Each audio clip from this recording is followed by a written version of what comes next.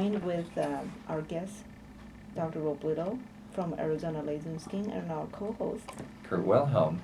I want to be able to, for those of you who have just tuned in, Dr. Robledo is a renowned cosmetic surgeon as well as ear, nose, and throat specialist, and has several other licenses as well, if you care to share. Probably a big long list. But the things that apply today is that he has a very strong background in nutrition and anti-aging. So we're talking about today anti-aging from the standpoint of prevention. And where we left off from our previous segment, we went deeper into health is related to exercise, but then we also wanted to talk about anti-aging from the standpoint of antioxidants. And antioxidants started becoming the big buzzword about a decade ago, and we never quite knew, is vitamin C all we need? But from the standpoint of antioxidants, tell us a little bit about that and Sure. the best way to ingest good antioxidants. You know, what happens in our body, our chemical reactions, is that there's a lot of free radicals that are produced as a consequence of these reactions. And if you don't do something to take them away, they're going to cause damage at our cellular level. Oxygen is what we need, and the oxygen is what makes us getting old. It's sure. Well, we call it oxidation, but it really has other chemical reactions. You get a lot of free radicals, especially the hydrogen free radicals, and oxygen is only one way. You know, we do have other pathways by which we develop chemical reactions and develop free radicals. And but all these free radicals can cause damage, and the way you get rid of them is by ingesting more foods that have antioxidant properties. You know, such as grapes. Grapes, especially red grapes, are very good for antioxidants. And red wine. Red wine, exactly. It doesn't always have to be just bland. You know, it can be a pleasurable diet, like wine. Now, red grape nuts. juice, for those that don't actually drink, red grape juice has a similar effect, correct? And plain grapes also. You know, it doesn't have to be wine. It can be grape juice, grapes, wine, and many nuts, and also citric foods and plants. You know, a lot of them have antioxidant properties. As a matter of fact, that's one of the things that probably, if you incorporate in your diet, is going to help to maintain a healthier, youthful-looking body. The radicals can cause severe cell damage, and on our skin, it'll translate into having that breakdown of collagen, thinner skin, more lines, more wrinkles. Great. And then from the standpoint of the combination of foods, is there any advice that you would give as far as, you know, some people love fruits and that seems to be all they eat. Some people love meats, that seems to be all they eat. But, you know, is there a good set of advice for the balance of eating and combinations at each meal? The balanced diet has suffered or has undergone through so many changes and Debate. yes, and debates over the years, you know, as to what really is a balanced diet. Mm-hmm. I believe nowadays we can all come to the consensus that a diet with a stronger plant base is a lot healthier for you, but you do need to incorporate the other food groups, meats, dairy products, and they all play a role. I think in appropriate amounts, not overdoing it. Meats are essential and they're very good for you. But I think a diet a little stronger on the plant base is probably going to be a little healthier for us. Supplemented with the red wine. Absolutely.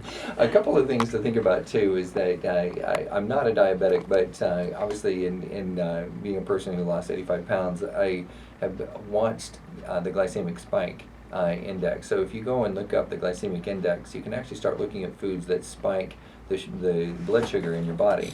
And if you're not a diabetic, you want to keep your blood sugar from spiking as much as possible. So for example, grapefruits have a glycemic index of about 35 versus grape juice, which might have more like a 75 or an 80. So it might spike a little bit, which if your blood sugar is high, what you're eating actually gets stored a little bit more. If you're already at the ideal weight, perfect. You have, Dr. Lee is a I think, at her ideal weight. So, for her, that's a great thing. But you may want to look for fruits and vegetable combinations that don't have glycemic spikes, and also just something that I learned over the years is that if eating carbs is good, you don't want to completely cut carbs out of your diet. However, vegetables are carbs. So as many leafy and colored vegetables as you can have inside of your salad, in combination with a reasonable amount of protein, in combination with some fruits or vegetables that don't cause a glycemic spike,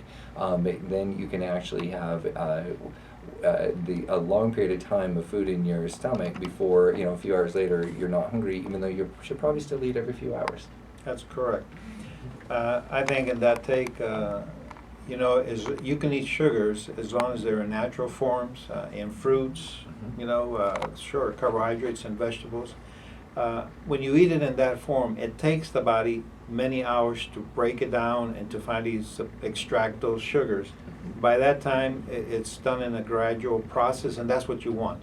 You don't want spikes. You want something just gradual. And I think as long as we avoid the processed sugars or the foods with high contents of processed sugars, I think we're okay there. The other thing I wanted to talk about, just briefly, is on the stress. Mm-hmm. Stress ties in with nutrition, ties in with diet. Stress by itself can affect the whole system to the point where it can not only cause aging, but it can actually cause us to be ill. And nowadays it's very unlikely for someone to live without stress because of the type of society that we live in. Stress is part of life. And if you don't have a method or a system to release that stress, at the end of the day, it just kind of builds up. And over years, this can have a detrimental effect.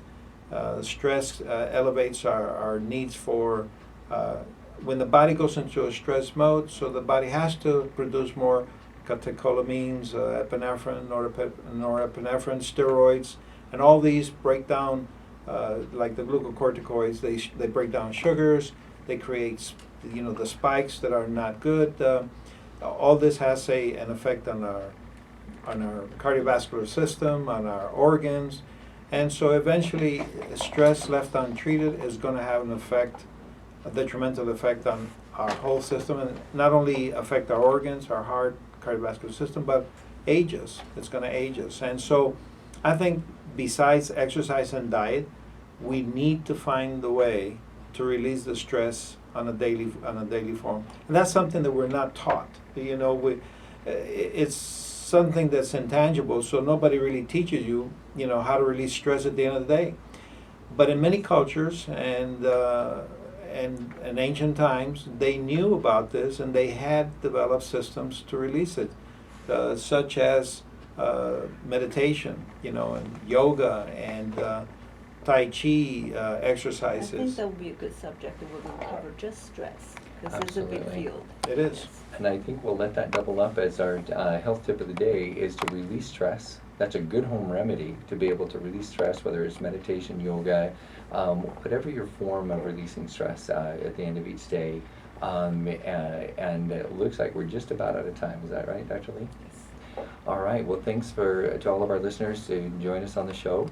This is Kurt Wilhelm, your co-host of Ageless Living here on Voice American World Talk Radio. And this is Dr. Tom Lee. We'll see you next week. And thanks, Dr. Roberto, for coming to join us from Thank you Arizona very much for Laser Institute. inviting me. See you next week.